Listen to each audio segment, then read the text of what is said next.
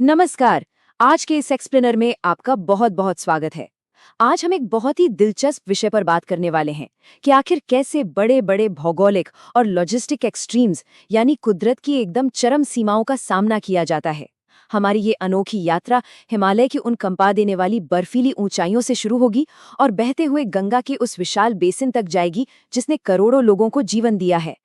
तो चलिए फटाफट आज के एजेंडे पर एक नजर डाल लेते हैं। 1. The scale of extremes. 2. War at 18,000 feet. 3. Devotion and massive human scale. 4. The Ganga pollution crisis. 5. Mission to clean the Ganga. और आखिर में 6. Willpower overcoming the impossible. बस इन्हीं पॉइंट्स के इर्द गिर्द आज की हमारी पूरी चर्चा रहने वाली है। Section 1. The scale of extremes. देखिए, भारतीय उपमहाद्वीप में भौगोलिक और सामाजिक चुनौतियां इतने विशाल पैमाने पर मौजूद हैं जो शायद ही आपको दुनिया के किसी और कोने में देखने को मिले। यह महज जमीन का एक टुकड़ा नहीं है, बल्कि विपरीत परिस्थितियों का एक जीता जागता उदाहरण है। अब आपके मन में ये सवाल जरूर आ रहा होगा कि कोई भी देश इन बिल्कुल असंभव सी लगने वाली चरम सीमाओं पर आखिर कैसे विजय पाता है। यही हमारा आज का मेन सवाल है, जिसे हम अपनी सोर्स मटेरियल से ली गई दो बिल्कुल अलग लेकिन समान रूप से ऐतिहासिक घटनाओं के जरिए समझेंगे। चलिए आगे बढ़ते हैं। Section 2, war at 18,000 feet. आइए थोड़ा पीछे चलते हैं 1999 की उस हाड़ कपा देने वाली सर्दियों में, जहां हिमालय की सबसे दुर्गम चोटियों पर यह पूरी कहानी आकार लेती है। यहाँ विंटर प्रोटोकॉल के बारे में जानना बहुत इंटरेस्टिंग है। बेसिकली ये एक दशकों पुराना जेंटलमैन एग्रीमेंट या कह लीजिए अघोषित समझौता था कि सर्दियों के मौसम के भयानक कहर को देखते हुए दोनों देश 18,000 फीट की इन चौकियों को खाली कर देंगे। लेकिन 1999 में हुआ क्या? मौसम की आड़ में इसी एग्रीमेंट का इस्तेमाल एक बहुत बड़े रणनीतिक लूप होल की तरह किया गया, एक गुप्त घुसपैठ के लिए। जरा इमेजिन कीजिए, -40 डिग्री सेल्सियस का तापमान, हड्डियां तक गला देने वाली इस ठंड में और 18,000 फीट की ऊंचाई पर इन घुसपैठियों का मेन टारगेट था श्रीनगर लेह हाईवे को पूरी तरह चोक कर देना। ये हाईवे लद्दाख के लिए एक लाइफलाइन है और इस पर कब्जा करने का सीधा मतलब था लद्दाख तक पहुंचने वाले पूरे राशन और सैन्य साजो सामान को कट ऑफ कर देना। अब सबसे क्रूशियल पॉइंट ये है कि इन चोटियों को वापस पाना कोई मजाक नहीं था। हमारी पैदल सेना को सच में भयानक बायोलॉजिकल और जियोग्राफिकल बाधाओं का सामना करना पड़ा। घुसपैठियों के पास रिवर्स ग्रेविटी का एडवांटेज था, यानी वो ऊंचाई पर बैठे थे और मीलों दूर तक साफ देख सकते थे।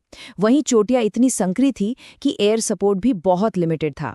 तोपखाने की भारी गोलाबारी के बीच हमारे जवानों को फ्रॉस्टबाइट और हाइपोक्सिया यानी शरीर में ऑक्सीजन की भारी कमी जैसे खतरों के बीच 70 से 80 डिग्री की एकदम खड़ी ढलानों पर भारी बर्फ में चढ़ाई करनी पड़ी। ये बिल्कुल किसी खौफनाक सपने जैसा था। और फिर बात आती है टाइगर हिल की। यहां असंभव को संभव बनाने के लिए भारतीय कमांडोज ने सरप्राइज एलिमेंट का ऐसा इस्तेमाल किया जो इतिहास के पन्नों में दर्ज हो गया।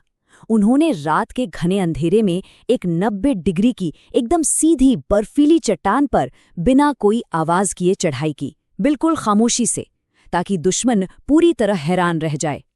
तो पहाड़ों की इस बर्फीली और स्ट्रेटेजिक लाइफलाइन से निकलकर अब हम पिघलते पानी के साथ थोड़ा नीचे मैदानी इलाकों की ओर चलते हैं।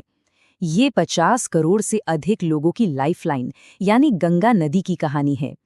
यहाँ भूगोल की क्रूरता एक बिल्कुल ही अलग रूप ले लेती है। Section 3, devotion and massive human scale. यहाँ आकर जो एक्सट्रीम्स है ना, वो कठोर भूगोल से हटकर एक अकल्पनीय मानवीय घनत्व और गहरी आस्था की ओर मुड़ जाते हैं। जरा इस नंबर पे गौर कीजिए, 66 करोड़। जी हाँ, 2025 की शुरुआत में प्रयागराज के महाकुंभ मेले में 66 करोड़ से ज्यादा लोगों ने हिस्सा लिया।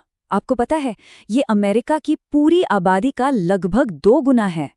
144 साल में एक बार होने वाला ये आयोजन मानवीय जमावड़े का एक ऐसा पैमाना है जो सच में दुनिया की किसी भी लॉजिस्टिक मैनेजमेंट की अंतिम सीमाओं को टेस्ट कर लेता है। Section 4, the Ganga pollution crisis. लेकिन देखिए, इतनी बड़ी आस्था और तेजी से हो रहे औद्योगिकरण ने इस नदी पर एक बहुत ही भारी इकोलॉजिकल बोझ भी डाल दिया है। एक ऐसा संकट जिसने इस पवित्र नदी के अस्तित्व को ही खतरे में डाल दिया था। रोजाना, जी हाँ, हर रोज Ganga basin 12,000 million liter sewage पैदा करता है। ये अपने आप में एक दिमाग घुमा देने वाला आंकड़ा है। इसमें से 80% तो सिर्फ म्यूनिसिपल सीवेज है, जबकि 15% बेहद जहरीला और कभी ना खत्म होने वाला इंडस्ट्रियल कचरा है। आईजेआरटी की ये रिपोर्ट प्रदूषण के इस जटिल जाल को बिल्कुल शीशे की तरह साफ कर देती है। ये बिल्कुल एक बहुत बड़े और उलझे हुए पजल की तरह है। कानपुर की टैनरीज से निकलने वाले जहरीले क्रोमियम से लेकर वाराणसी में बिना पूरी तरह जले शवों और धार्मिक सामग्री के कचरे तक, हर चीज इस नदी को धीरे धीरे घोट रही थी। Section 5, mission to clean the Ganga. अब इतने बड़े और मल्टी लेयर्ड इकोलॉजिकल क्राइसिस से निपटने के लिए एक अभूतपूर्व रिस्पॉन्स की जरूरत थी, और वही किया भी गया। नमामि गंगे प्रोजेक्ट, जिसे वैसे यूएन ने वर्ल्ड रेस्टोरेशन फ्लैगशिप का दर्जा भी दिया है, ये सिर्फ एक सफाई अभियान नहीं है। ये वैज्ञानिक स्तर पर वेस्ट वाटर के बुनियादी ढांचे को तेजी से बदल रहा है। सस्टेनेबल ट्रीटमेंट मॉडल बनाए जा रहे हैं ताकि ये सफाई संयंत्र भविष्य में भी बिना रुके सुचारू रूप से चलते रहें। और इस सबका रिजल्ट क्या निकला, ये बहुत ही शानदार है। पिछले 1 दशक में हमारी लुप्तप्राय गंगा डॉल्फिन की आबादी दोगुनी से भी ज्यादा हो गई है। 2009 में जो संख्या 2,500 थी, वो अब बढ़कर 6300 के पार पहुंच चुकी है।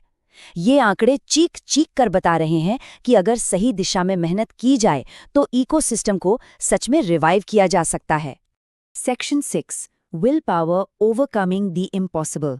तो चाहे बात भारी हथियारों से लैस किसी बर्फीली चोटी से भिड़ने की हो, या फिर एक गहरे प्रदूषित और घनी आबादी वाले विशाल नदी बेसिन को बचाने की चुनौती के विशाल पैमाने का मुकाबला सिर्फ और सिर्फ आपकी प्रतिक्रिया के विशाल पैमाने से ही किया जा सकता है। हमारे मिलिट्री सोर्सेज में एक बहुत गहरी बात कही गई है। बात यह है कि सबसे एडवांस टेक्नोलॉजी और सैटेलाइट्स की भी अपनी एक लिमिट होती है, और जब भूगोल इतना क्रूर हो जाए तो अंततः हर चीज़ एक अकेले इंसान की दृढ़ इच्छा शक्ति, उसकी सहन शक्ति और उसके कभी हार न मानने वाले जज्बे पर आके टिक जाती है। तो इस एक्सप्लेनर के आखिर में एक सवाल हम आपके सोचने के लिए छोड़ जाते हैं।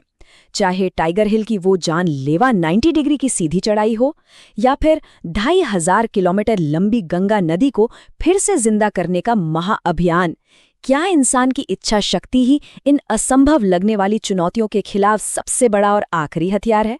सोचिएगा जरूर। अगली बार तक के लिए विदा लेते हैं।